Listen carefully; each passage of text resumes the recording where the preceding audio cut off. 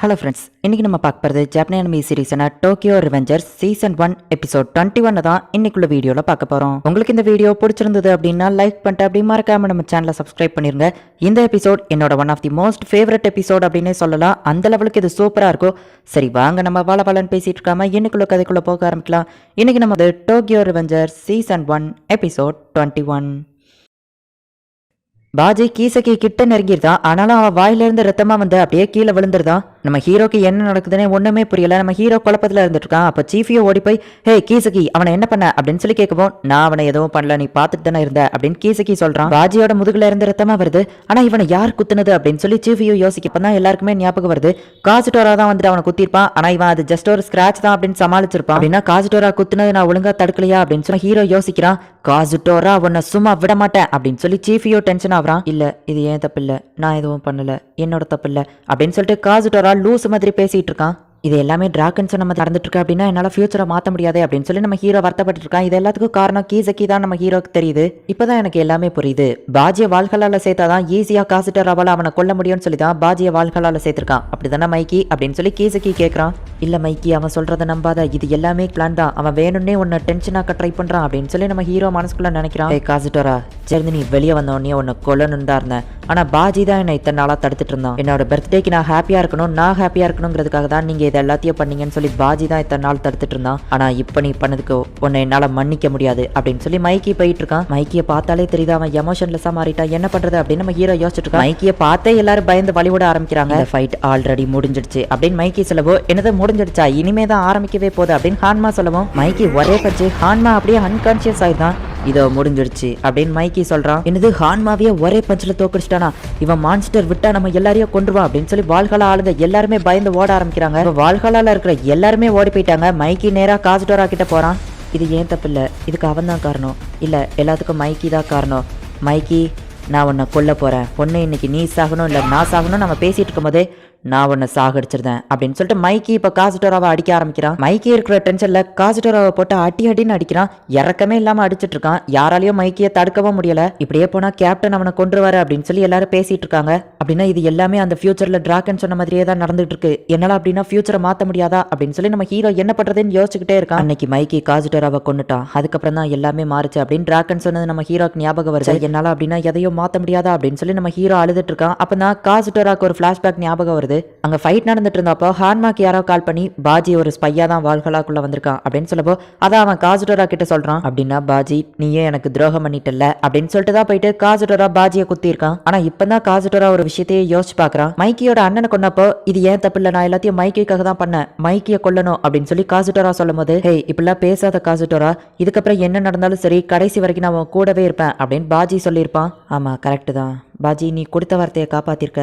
ஆனா நான் தான் உன்னை புரிஞ்சுக்கிடாம தப்பு பண்ணிட்டேன். இந்த உலகத்துல எனக்கு நீ இம்பார்ட்டன்டான இருந்த உன்னை நான் இழந்துட்டேன். கவலைப்படாத பாஜி, கூடிய சீக்கிரமே நானும் உன் கூட வந்து ஜாயின் பண்ணிருந்தேன் அப்படின்னு காசுட்டோரா மனசுக்குள்ள நடா. இங்க பாஜி எந்திக்கிறான். ஹே மைக்கி அப்படின்னு பாஜி கூப்பிடவும், மைக்கி அடிக்கிறத நிப்பாட்டிட்டு பாஜி உயிரோட இருக்கிறத பார்த்து கொஞ்சம் ஷாக் ஆகுறான். நீ ரொம்பவோ கோவப்படுற மைக்கி, அதுவோ எனக்காக ரொம்பவோ தேங்க்ஸ் அப்படின்னு பாஜி சொல்றான். ப்ளீஸ் கேப்டன், நீங்க இப்ப நடக்கக்கூடாது, உட்காருங்க அப்படின்னு சொல்லி சீஃபியோ சொல்லவோ, பாஜி அவனை தடுத்துட்டு நடக்கவே முடியாம மைக்கி கிட்ட நடந்து போறான். அவன் மேல இருந்து இன்னொரு ரத்தமா வந்துகிட்டே இருக்கு. மைக்கிக்கு லைட்டா அழுகியே வந்துட்டு இருக்கு. அங்க இருக்கிற யாருக்கும் எதுவும் புரியல. எல்லாருமே ஷாக்கிங்கா பாஜியை பார்த்துட்டு இருக்காங்க. ஹே காசுட்டோரா, என்ன அவ்வளோ ஈஸியில கொல்ல முடியும்னு நினைச்சியா? அந்த சின்ன காயத்தினாலலாம் நான் இறந்து போயிட மாட்டேன் அப்படின்னு பாஜி சொல்றான். ஆனா அந்த காயம் கண்டிப்பா உன்னை கொன்றும் பாஜி. இவன் என்ன பேசிட்டு இருக்கான் அப்படின்னு சொல்லி நம்ம ஹீரோ மனசுக்குள்ள நினைக்கிறான். என்னை பத்தி நீ கவலைப்பட தேவையில்லை காசுட்டோரா, நான் கண்டிப்பா உன் கையால சாக மாட்டேன் அப்படின்னு சொல்லி கத்தி எடுத்து அவன் வயிற்றுலயே குத்திருந்தான். பாஜி தன்னைத்தானே வயிற்றுல குத்திக்கிடவோ அங்க இருக்கிற எல்லாருக்குமே ஷாக்கிங்கா இருக்கு. இப்ப பாஜி அப்படியே கீழே விழுந்துருந்தான். உடனே சீஃபியோ தான் டக்குன்னு ஃபாஸ்டா அந்த இடத்துக்கு ஓடி வந்துட்டு இருக்கான். காசுட்டோரா என்னடான்னா மைக்கி கிட்ட நடந்து வந்துட்டு இருக்கான். பாஜி நீ சாக கூடாது, ஏன் இப்படி பண்ண அப்படின்னு சொல்லி சீஃபியோ கேட்கறான். காசுட்டோரா மைக்கி கிட்ட போயிட்டு, அடுத்தது நீதான் மைக்கி, நீங்க ரெண்டு பேரும் சேர்ந்து நரகத்துக்கு போங்க அப்படின்னு லூசுத்தனமா பேசிட்டு இருக்கான். பாஜி ஏன் இப்படி பண்ண, எனக்கு புரியவே இல்ல, எதுக்காக ஒன்ன நீயே குத்திக்கிட்ட அப்படின்னு சொல்லி நம்ம ஹீரோ கேட்கறான். டாக்கேமிச்சி கொஞ்சம் என் பக்கத்துல வா அப்படின்னு பாஜி சொல்லவும் நம்ம ஹீரோவும் பக்கத்துல போறான். கீசக்கி தான் நம்மளோட எதிரி. மோபியஸ்க்கும் நமக்கு ஃபைட் முடிஞ்சதுக்கு அப்புறமா கீசக்கி மைக்கியை மீட் பண்ணா. பாவ ஜெயில இருந்து வெளியே கொண்டு வரேன், ஆனா 3rd டிவிஷன் கேப்டனா என்ன மாத்தணும் அப்படின்னு சொல்லி அவன் மைக்கி கிட்ட கேட்டான். மைக்கிக்கோ வர வழி இல்ல, இதை நான் என் கண்ணால பார்த்தேன். 3rd டிவிஷன் கேப்டன் கீசக்கி இல்ல, அது எப்பவுமே பாவாதான் இருக்கணும். ஏன்னா நாங்க 6 பேரும் சேர்ந்துதான் இந்த டோம் அணியை ஆரம்பிச்சோம். எப்பவுமே என்னோட ஃப்ரெண்ட்ஸா இருக்கிறது அந்த பாவ் மீட்சியா, டிராகன், மைக்கி, அப்புறமா காசுட்டோரா இவங்க எல்லாருமே எனக்கு கிடைச்ச ஒரு ட்ரெஷர். நான் எதையாச்சும் கண்டுபிடிக்கலான்னு தான் நினச்சேன்.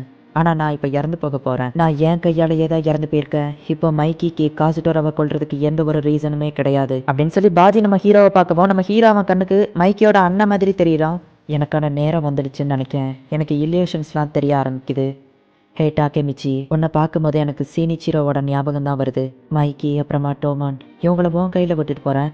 நீ தான் அவங்கள பார்த்துக்கிடணும் அப்படின்னு பாஜி சொல்லவோ, பாஜி ப்ளீஸ் இந்த மாதிரிலாம் பேசாத அப்படின்னு சொல்லி நம்ம ஹீரோ ஆளறான்.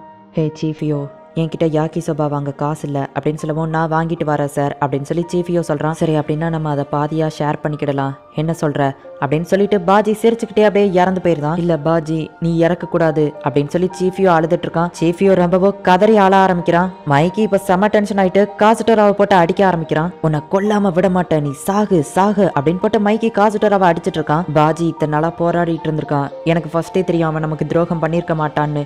ஆனா என்னால அவனை ப்ரொடெக்ட் பண்ண முடியல அப்படின்னு சொல்லி சீஃபியோ ரொம்பவோ வருத்தப்படுறான். எல்லாமே ஃபர்ஸ்டே தெரிஞ்சிருந்தோ என்னால எதுவோ பண்ண முடியல, என்ன மன்னிச்சிரு பாஜி அப்படின்னு சொல்லி நம்ம ஹீரோ ரொம்பவோ ஆளறான். டாக்கேமிச்சி, மைக்கியவோ டோமானையும் இதுக்கப்புறம் நீ தான் பாத்துக்கிடணும் அப்படின்னு பாஜியோட வாய்ஸ் கேக்குது. நம்ம ஹீரோ எமோஷனல் ஆகி கத்திட்டு மைக்கிய போய் தடுக்கிறான். டாக்கேமிச்சி வழியில நிக்காத இல்லைன்னா ஒன்னியவோ கொண்டுருவேன் அப்படின்னு சொல்லி மைக்கி டாக்கேமிச்சியவோ அடிக்கிறான். பாஜி இதை விருப்பப்படல அப்படின்னு நம்ம ஹீரோ சொல்லவோ, பாஜியை பத்தி நீ பேசாத அப்படின்னு சொல்லி நம்ம ஹீரோவை போட்டு மைக்கிய அடிக்கிறான். பாஜி இறந்து போயிட்டா மைக்கி, உனக்கு ஏன் புரிய மாட்டேங்குது? பாஜி எதுக்காக அவ்வளவு ரிஸ்க் எடுத்து தன்னை தானே குத்திக்கிட்டான்னு நீ நினைக்கிற? உனக்கு இன்னுமா புரியல? இது எல்லாத்தையுமே அவன் டோமானுக்காகவோ உனக்காகவும் தான் பண்ணிருக்கான். பாஜி செத்ததுக்கு காசுட்டோரா ரெஸ்பான்சிபிலிட்டிஸ் இருக்க கூடாதுங்கிறதுக்காக தான் அவன் தன்னை தானே குத்திருக்கான். அது போக நீ காசுட்டோராவை மன்னிக்கணுங்கிறதுக்காக தான் அவன் இப்படி பண்ணிருக்கான்.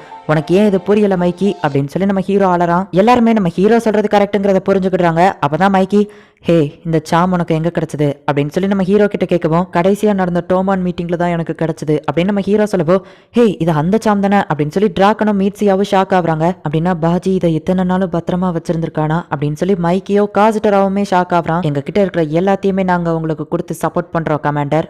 ஒரு புது மாற்றத்தை கொண்டு வா மைக்கி அப்படின்னு சொல்லி பாஜி சொன்னது அவனுக்கு ஞாபகம் வருது. இப்ப மைக்கி டென்ஷன் கம்மியாகி நார்மலா மாறுறான். இந்த இடத்துல இந்த எபிசோட் முடியுது.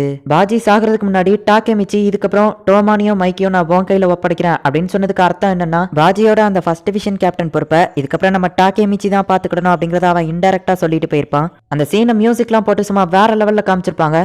ஆனா என்னதான் இருந்தாலுமே நம்ம ஹீரோவால பாஜியை காப்பாற்ற முடியல. இதுக்கப்புறம் என்ன நடக்க போகுது அப்படிங்கறத நெக்ஸ்ட் எபிசோட் பார்த்து தெரிஞ்சுக்கோங்க. அண்ட் உங்களுக்கு இந்த வீடியோ பிடிச்சிருந்தது அப்படின்னா லைக் பண்ணிட்டு அப்படியே மறக்காம நம்ம சேனலை சப்ஸ்கிரைப் பண்ணிருங்க. தேங்க்யூ ஃபார் வாட்சிங். Bye guys. நெக்ஸ்ட் எபிசோட்ல மீட் பண்ணலாம்.